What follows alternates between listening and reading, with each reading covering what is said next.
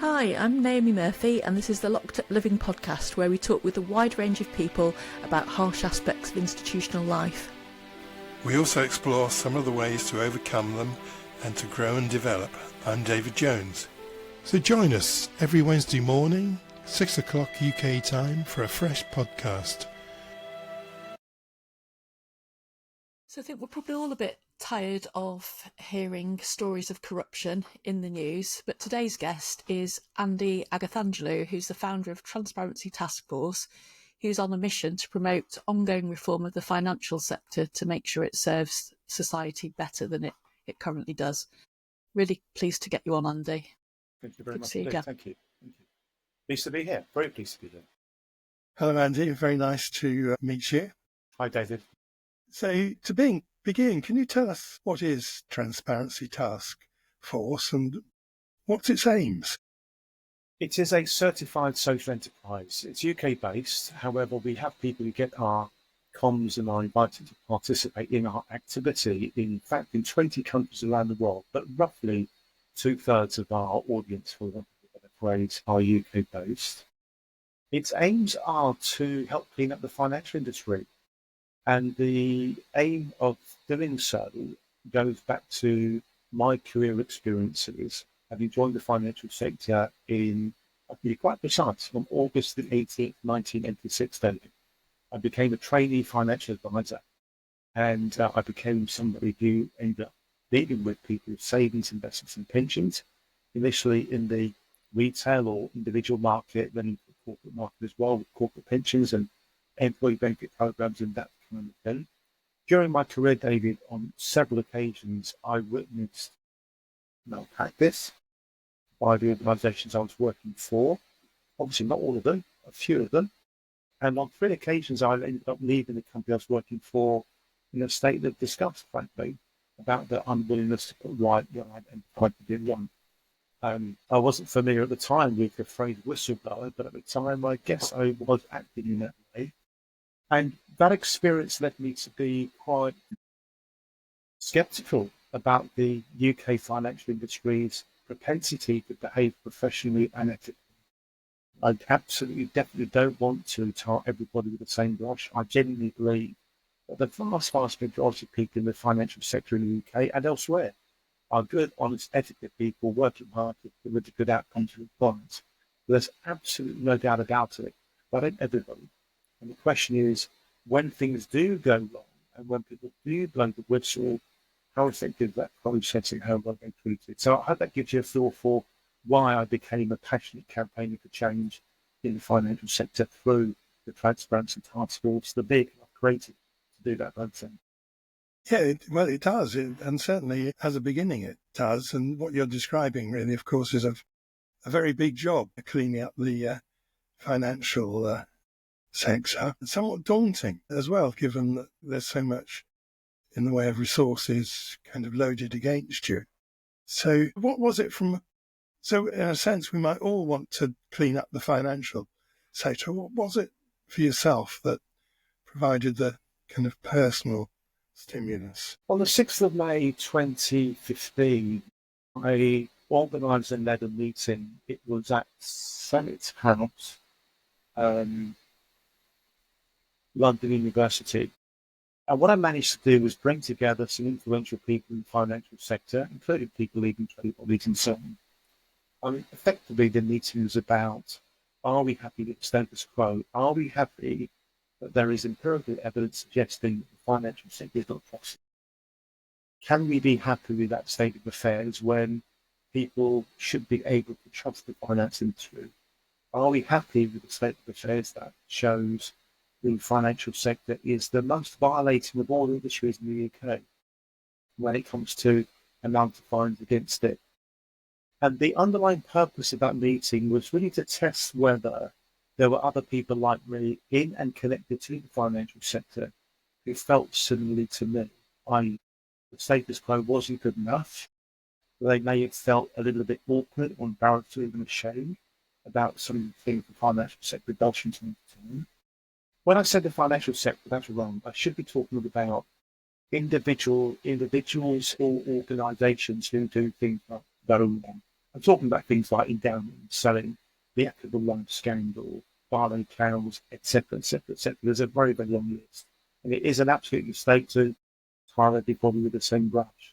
But the message I was trying to get across, David, was that there do seem to be some rather systemic problems with the industry's inability to demand high standards of itself from a cultural point of view, from a conduct point of view, from a compliance point of view. And that's manifesting all kinds of issues that have developed over many, many years.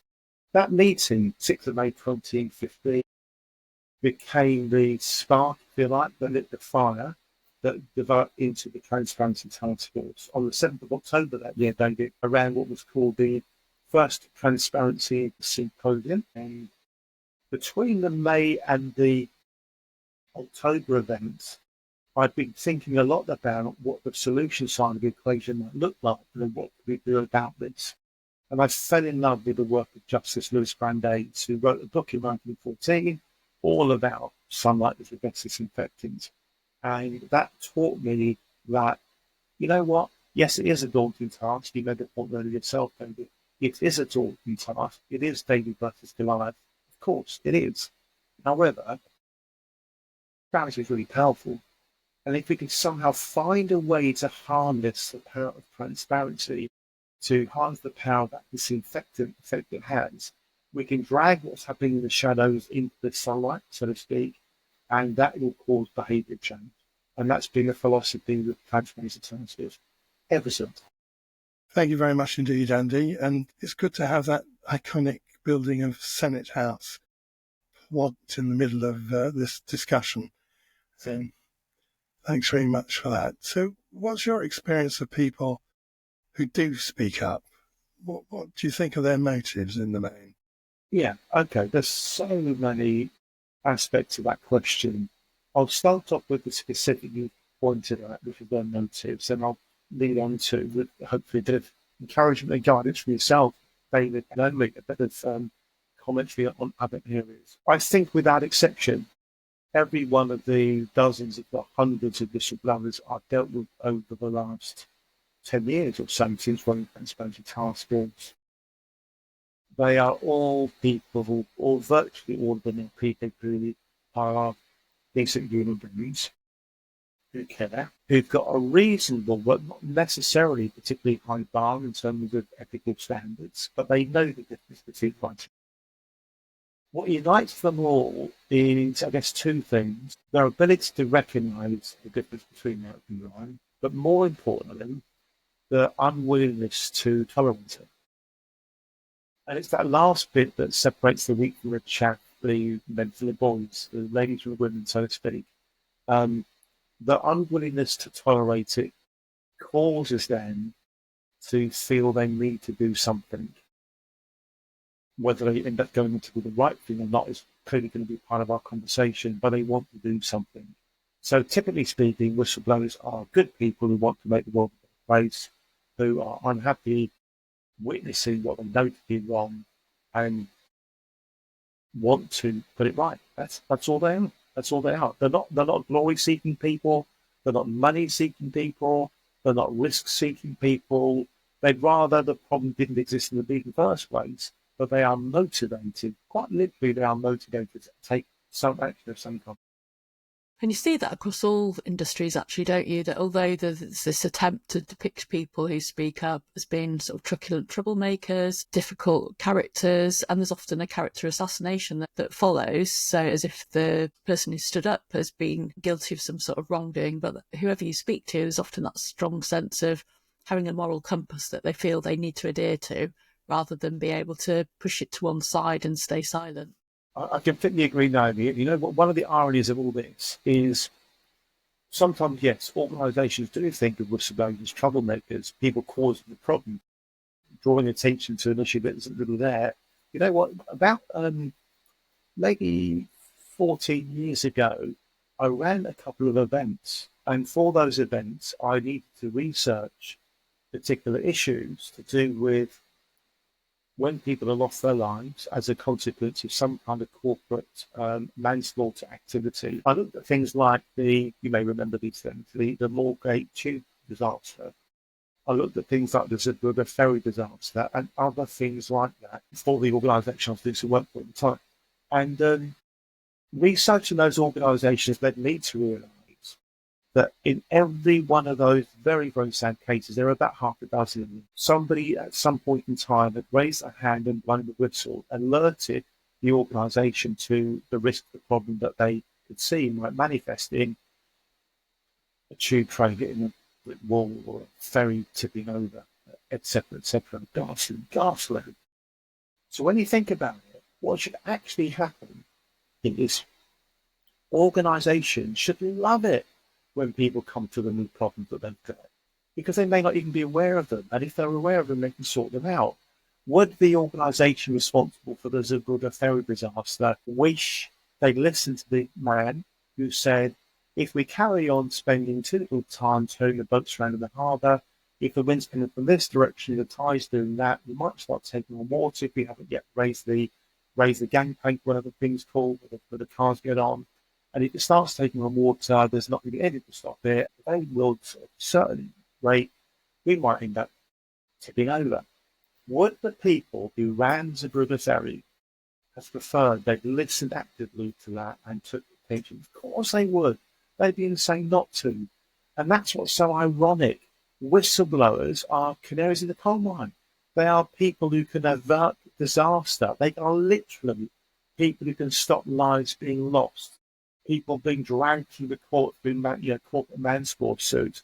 People who can save companies gazillions of pounds in reputational damage as a consequence of an Enron or a Wirecard or whatever it might be. For goodness sake, organisations embrace whistleblowers. They're your best friends. Don't mischaracterise them. They're not troublemakers. They're not people just trying to pick up for nothing. They're people with a legitimate concern. And if you don't take them seriously, they might go somewhere else to somebody else in the world. And would you rather manage the thing properly internally themselves, or would you run the risk of unnecessary reputational damage as a consequence of a whistleblower going to the press or whatever it is they choose to do? The point you just made, raised, Naomi, is so significant. Thank you, Andy. From what you're saying, you're implying really that people who do speak up, firstly, think it's safe to do so, and secondly, think that it may have some useful effect. In your observations, what often does happen to people who speak up? Are there consequences for them? David, the point you make is actually so important because, in my experience, many people who do blow the whistle do so with a sense of anxiety. They know there's risk, but they're drawn to do the right thing, as they might think of it, because of the motivations that want to make the world a better place or to make their organisation a better organisation. But I am going to say something to you that I'm a little bit ashamed of, because I think most people who do blow the whistle shouldn't blow the whistle in the normal way. Allow me to explain that. Having dealt with so many whistleblowers over the last 10 years, having had long, detailed, painful conversations, listening to people tell me about how their lives have been ruined as a consequence of them having the gumption to speak up and speak out, having known people who've been on the brink of suicide as a direct consequence of how they were treated as a consequence of being a whistleblower. I am ashamed to tell you that I think nobody should blow the whistle unless they are virtually 100% sure that they are not going to be stomped on by the organisation or entity that they're reporting. And I'm also ashamed to tell you that I think the current rules and regulations are inadequate. If they were adequate, whistleblowers would not be getting harmed, but they are routinely getting harmed. There's all kinds of data out there you can find themselves showing that a high proportion of people suffer detriment as a direct consequence of upon whistleblower. So if you think of it as an equation, think of it as a seesaw, yeah? On one side, you've got the benefits, and on the other side, you've got the costs. Cost of the individual potentially lose job, lose ability to get other jobs, reputational damage in the job sector, whatever that might be. Financial adverse consequence of the loss of income due to blowing the whistle, a doubt in their own mind about whether they did the right thing in practice. No, they did the right thing, but the gaslighting process that often happens here with whistleblowing will cause all kinds of mental anxiety and anguish over a long period of time. The costs are enormous. The costs are enormous. So I would say, don't blow the whistle unless you have a strategy in place that's going to virtually guarantee your safety and security. And you know what? Just a couple of weeks ago, we ran an event with Frederick Overmyer, one of the at the center of the amazing work done to reveal the Panama Papers. Frederick said something at the event that I thought was really, really powerful, and he's absolutely right, and it's certainly part of my thinking now. If a whistleblower can, they should remain anonymous. There's a big difference between a whistleblower remaining anonymous and a whistleblower who reveals his or her identity. If you remain anonymous, you have the potential to continue to protect yourself, but you can still blow the whistle. I'll give you an example.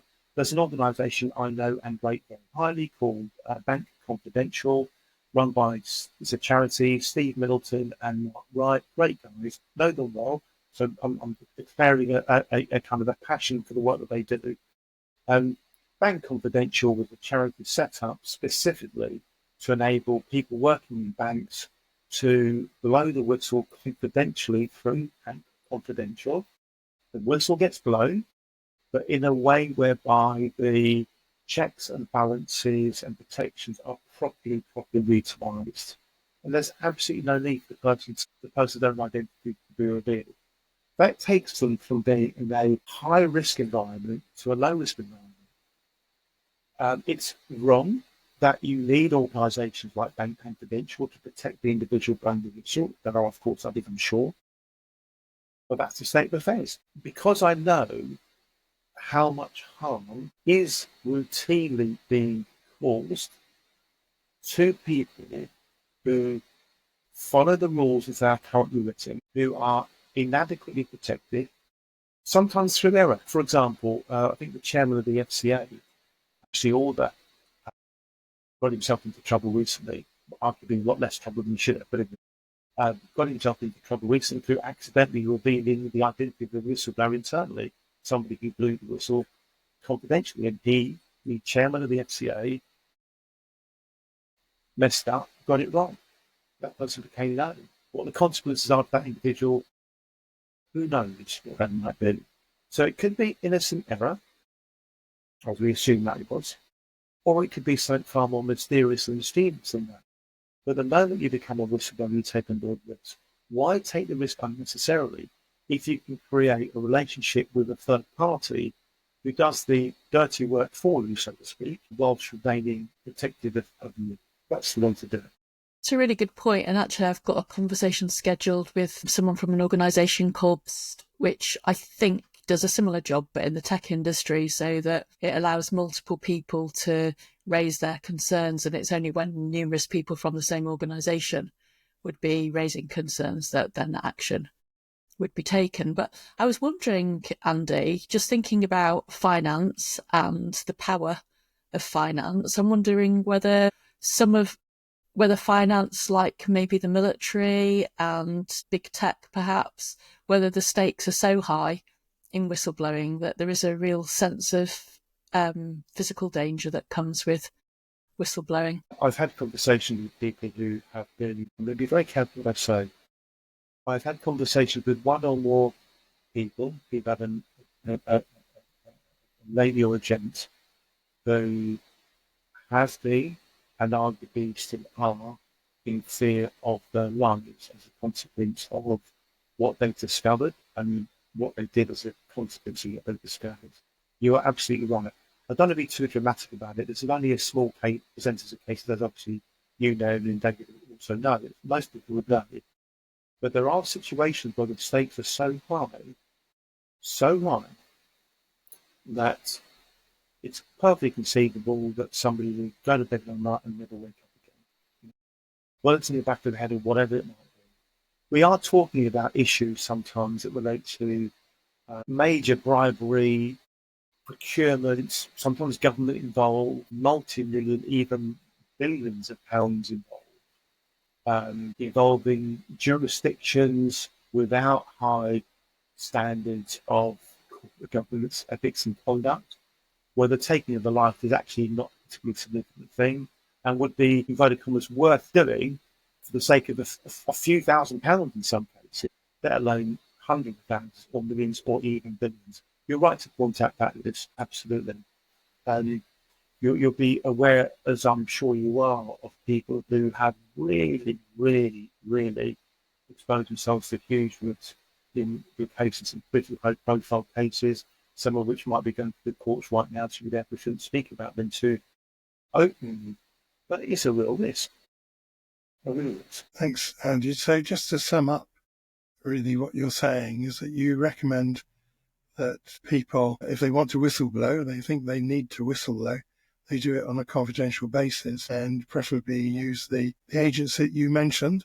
Can you just say the name of that again? Yeah, I'll mention them again, but bear in mind that, I mean, they're very good people, so they'd be happy to help anybody in relation to any sector, I'm sure. But the organisation is Bank Confidential, run by Steve Middleton and Mark Wright. It's a charity. It's specifically for financial sector people who want to report malpractice in the companies they work for, be it a bank or anywhere else. I know it to be an effective operation. I know it to be very, very good. I'm sure there are similar organisations in other sectors. And if you can't find one and you want to bug the digital, contact Bank Confidential and they might know people who are in the sector that the person's in. But that idea of having some protection through the anonymity has got to be the intelligent thing to do, because there are risks. Why take them unnecessarily if you don't have to? But also connected to that, when an organisation is on the receiving end of a whistle, if they know who the party is, they'll quickly understand how much that party knows. If they don't necessarily know who it is that's blowing the whistle, they won't necessarily know how much that other party knows. It might cause them to behave in a more professional, ethical, enlightened way if they can't manage out the problem through somehow, for example, using structure, wherever it might be, to try to shut the person down. There's all sorts of tactical reasons why the way that Bank Confidential works is I think pretty cool. Thank you. I'll go to quite quick. If you put a question to me along the lines of we go to edit this now. Any thoughts on the rights and wrongs of whistleblowers being paid for running this year? I'll speak to that. Do you want to ask that, David? Sorry, I didn't quite catch it. I'll ask it then. Don't worry, I'll ask it. Have you any thoughts on whether the UK should follow the lead of America with whistleblowers in the financial sector being paid a reward for speaking out about wrongdoing in finance? Until a few months ago, Naomi, I really wasn't too sure about this. Sometimes I feel one way, sometimes the other. I'm aware of the arguments on both sides. There's a particular issue that helped me to decide what I believe the right answer is. The right answer is they should be paid. But it's not to do with how that individual behaves as a consequence of being paid. It's to do with the likelihood of the organisation improving its behaviour because it knows people would be paid if they were to blow the issue. So imagine two scenarios, company A, company B, identical in all regards apart from one thing. One lives in a country where whistleblowers get paid, one lives in a country where they don't get paid. Which of those two organisations is going to be more careful, more prudent, have better corporate governance, have better whistleblowing policies, etc., etc., etc.? It will be the one in the country where the whistleblowers are paid because it is obvious, referring to Charlie Munger, show me the incentives and I'll show you the outcome. Incentives do play a part in all this. If you're running a company where the employees are literally incentivized to blow the whistle on bad practice, would it not be that much more sensible and careful and appropriately enlightened in your conduct to reduce the chance of one of your incentivized employees reporting that you've done X, Y, and Z? And it's for that reason I think it's a cracking idea.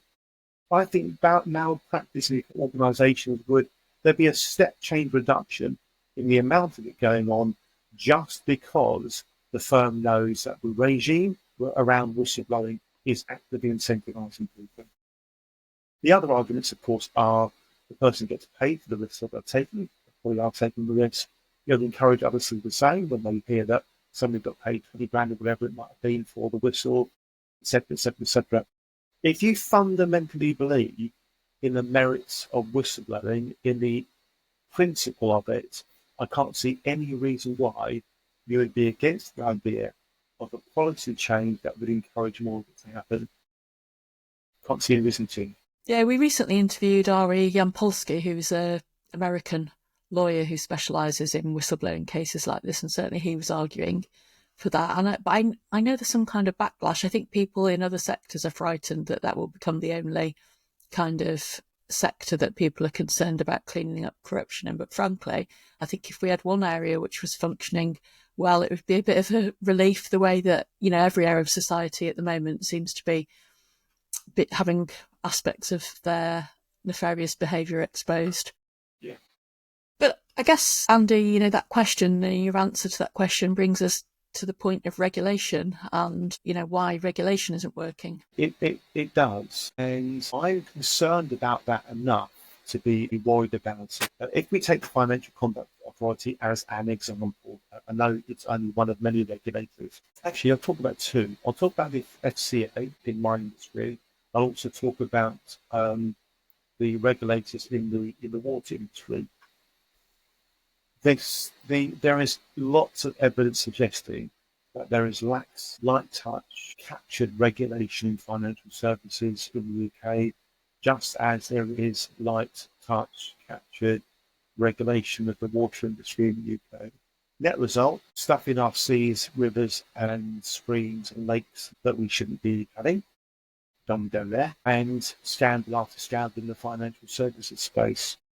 If you look at Violation Tracker is a database free to use. Go to Violation Tracker, you pay or search for it. And if you click on the search box that enables you to identify all the different industries ranked by how much they've been fined, what you find is the very, very worst one for the financial sector, which is remarkably bad piece of information, because there's no way the financial sector should be behaving so badly that it is by a very, very, very long way the most fined industry in the UK, an industry that accounts for about 8% of GDP. But my point is, that's not going horribly wrong, because if you study the data in Violation Tracker, you very quickly see there's evidence of recidivism. What's going on is the companies misbehave, they get caught, they get fined, they treat it as a cost of doing business. They've made so much money from doing a bad thing anyway in the first place. The fine is typically a drop in the ocean, even though it may be X millions of pounds. And the pattern of behaviour carries on. You can literally see it in the data. Same organisations doing the same things over and over again. You then ask yourself, hold on, has this industry got a regulator for its conduct? Yes, it has. The Financial Conduct Authority. Is its job to drive good practice into the sector, to ensure that it has market integrity, ensure organisations are compliant and all the rest of it? Yes, it definitely does have that job, as well as protecting consumers. If the evidence shows that year after year after year after year, the organisations that the FCA regulates have a predisposition to carry on doing bad, is there not something fundamentally wrong with the way that they're being regulated? And the answer is yes. The reason the answer is yes is because all that's actually happening is individuals within the company do bad. They individually benefit through that, through salaries, promotions, bonuses, whatever it might be. The company gets caught. The company pays the fine. Who pays the fine? The shareholders of that company pay the fine.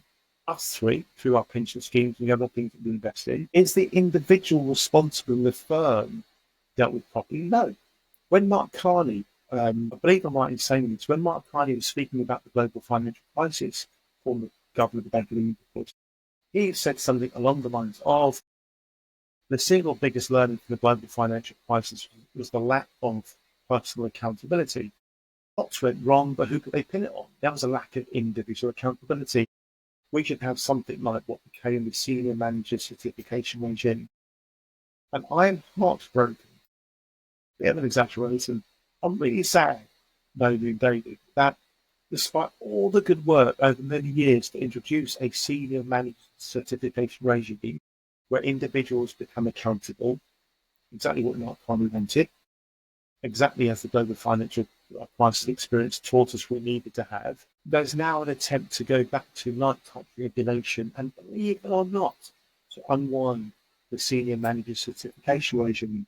It is as if the lessons we thought we learned from the global financial crisis have been forgotten. So yeah, regulators are a big, big part of the problem, definitely. It's shocking. I remember watching last year. I watched the Netflix docudrama series about Bernie Madoff, and when they showed you the consequences for the banks, it was like fines of a couple of 100,000, and you think that's nothing in the budget of a massive bank. It's quite shocking. And you think as somebody who knows very little about finance is able to see that isn't going to work as a form of regulation. So why anyone who's a specialist in that area would think that would be appropriate as a penance. The Madoff scandal is fascinating from a whistleblowing point of view. We ran an event just a few weeks ago with Diana Henriquez, the Wall Street journalist, investigative reporter who met Madoff on many occasions. She wrote a wonderful book, Wisdom Lies, which became a film. She appeared in the film alongside no less than Robert De Niro and Michelle Pfeiffer. Lovely lady, wonderful lady, such insight from so many things being whistleblowing. The bizarre thing about the Madoff story is the fact that the SEC were given hard, credible information by a subject matter expert that basically showed Madoff is doing something crooked. These numbers prove it. And I think on 2 occasions, the gentleman reported what was going on and basically wasn't listened to, or even worse, if you're a conspiracy theorist, was listened to, was heard, but they didn't want to follow up on it because it would have been too embarrassing to catch. A superstar of the investment industry, Madoff, doing wrong.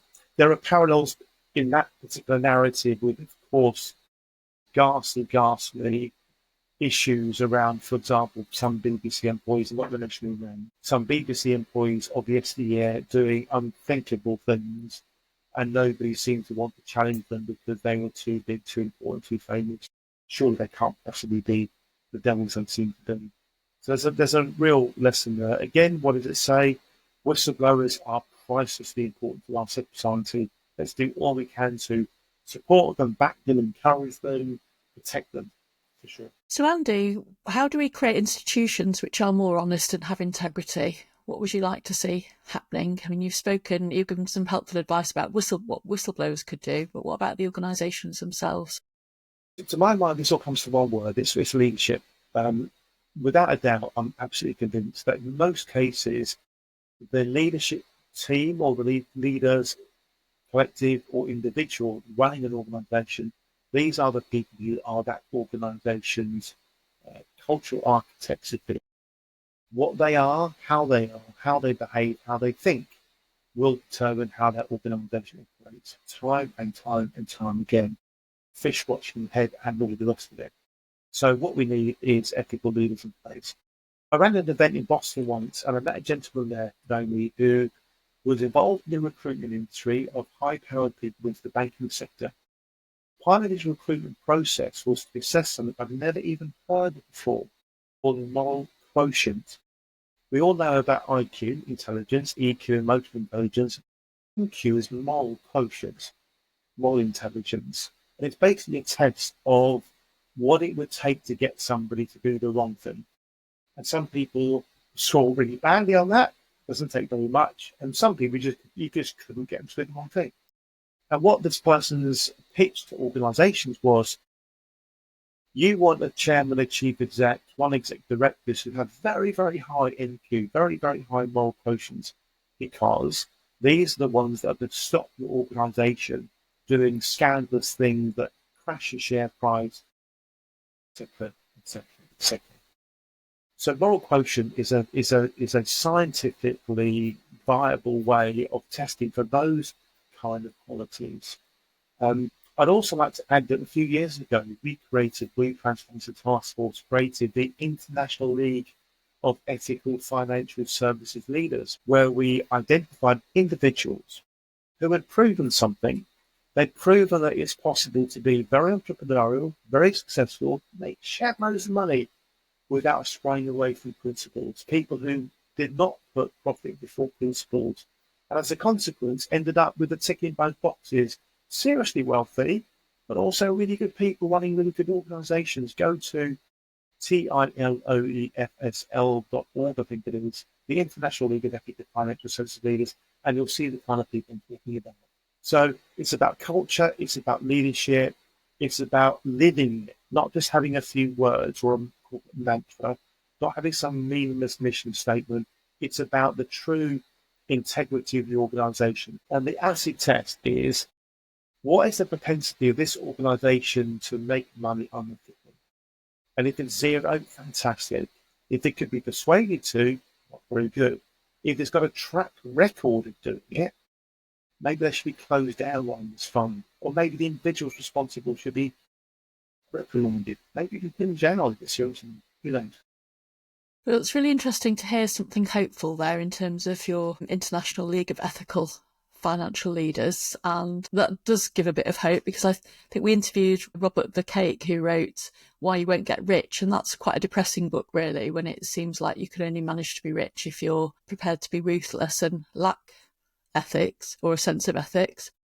But I was also reminded with your first point about the moral quotient, because we spoke to Emily Casper last week, who her book's called Just Following Orders, and she researches people who are willing to administer electric shocks to somebody else for as little as 5 cents, as it turned out. And I guess what you'd really want is for the people to be in the position of leadership where they are the resistors of those electric shocks, rather than just, relying on the ability to absolve themselves of responsibility by saying, I was just following orders.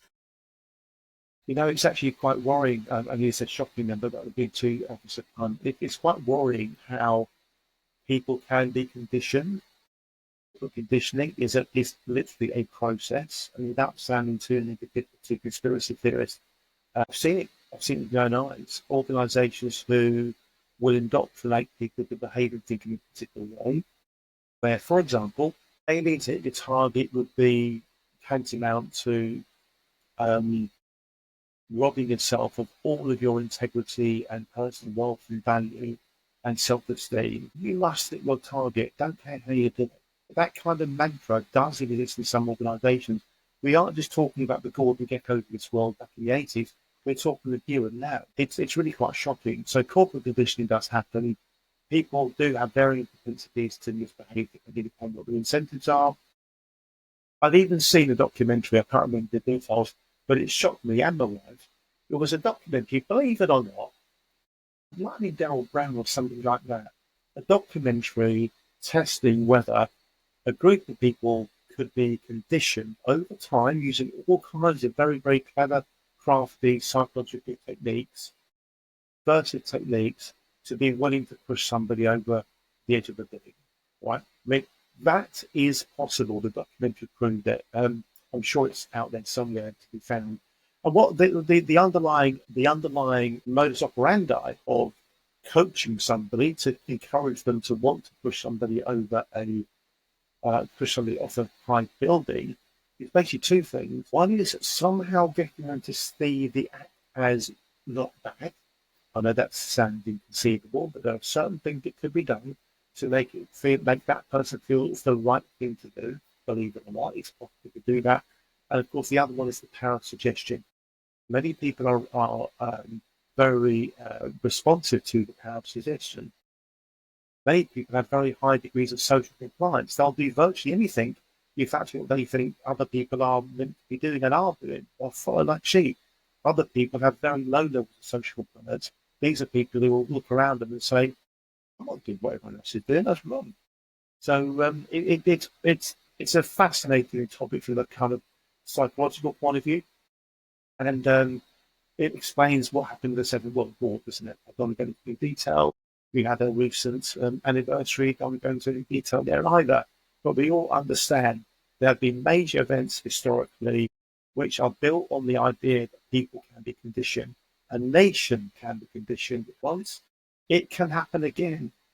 Therein is a bit of a horror story for sure. Actually, must indeed Andy. From what you've been saying and what you've indicated already, you've been involved and you've been listening to some really difficult stories of what's happened to people when they've whistleblown.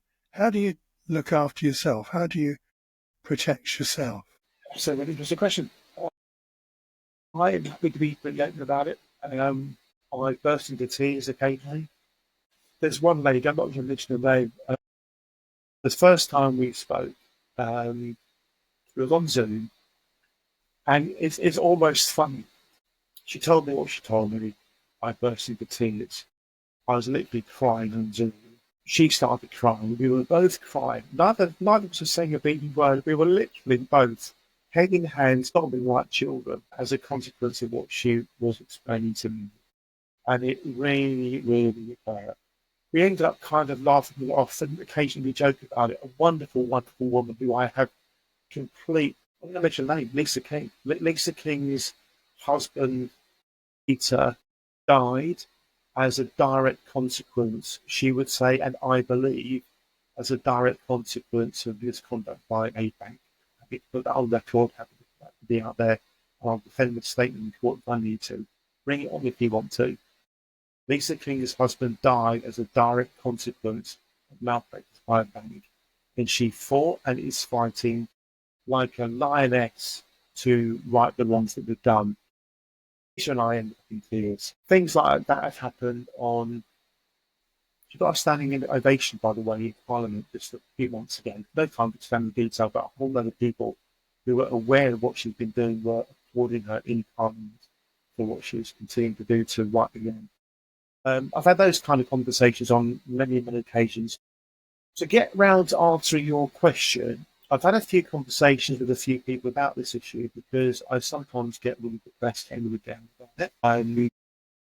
It's mentally draining. It's physically draining. I find myself sometimes feeling really gloomy and bleak for maybe a few days. But my default position is I'm hardwired as a positive, strong person. And it's just a matter of time before I snap out of that frame of mind and I get on doing what I do. It can sometimes be very, very, very painful indeed.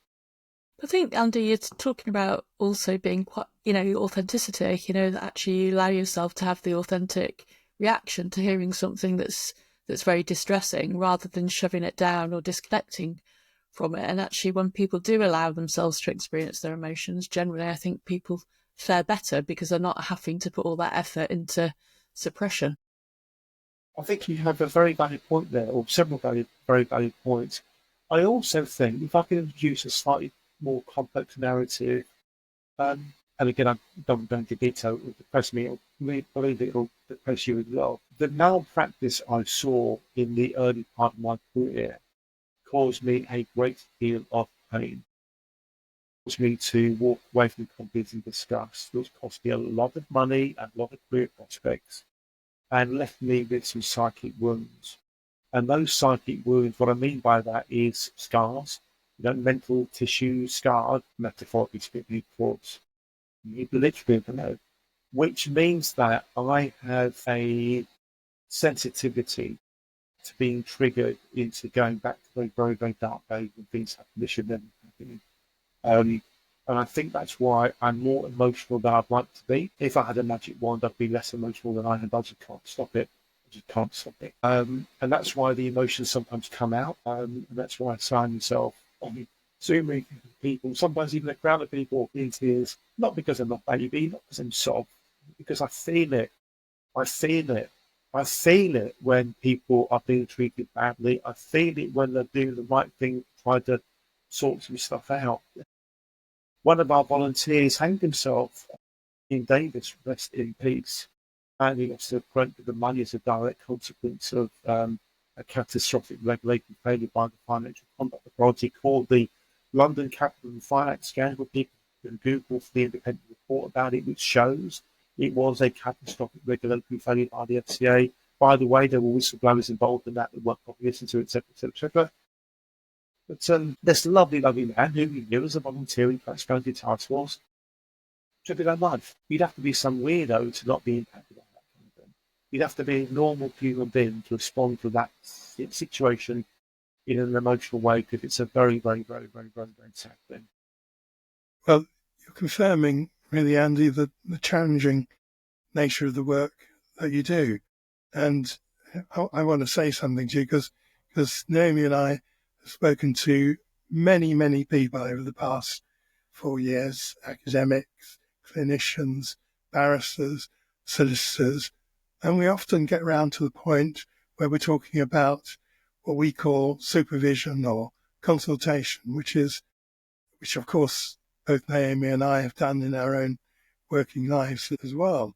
And it consists of going to talk to somebody you trust on a confidential basis and finding some relief in doing that. So I think we would probably always recommend that to people who are doing that sort of really testing work that you're doing. Anyway, thanks very much indeed. That was a very powerful story there. Thank you, Andy. Thank you, Andy. Thank you. I think if I could say one final thing, there's never any need for any whistleblower to feel alone or isolated or vulnerable. Make find people who can support you. Try to do what you want to do anonymously to protect you and your loved ones, because the downside of being a whistleblower can be very, very severe. But try to find a way to optimize what you want to happen. Blow the whistle intelligently and safely. And that does not mean follow the normal rules. If you do that, it can still backfire and hurt you. It's happened to many, many people. David, very much. Thank you. Good.